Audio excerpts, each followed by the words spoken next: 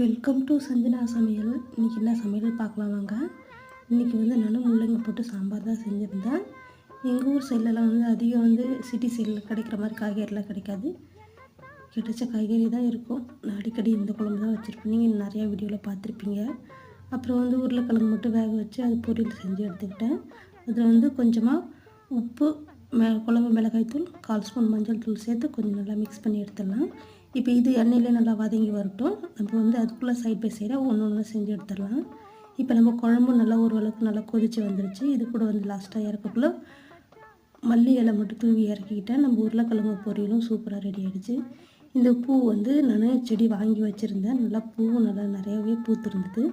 இது ஒரு விதமான சூரியகாந்தி பூவுன்னு சொல்லுவாங்க எங்கள் ஊர் சைடில். உங்கள் ஊர் சைடில் எந்த மாதிரி சொல்கிறாங்கன்னு கமெண்ட்டில் சொல்லுங்கள். இந்த வீடியோ உங்களுக்கு பிடிச்சிருந்தா என்னோடய சேனலை லைக் பண்ணுங்கள், சப்ஸ்கிரைப் பண்ணுங்கள். பாய்.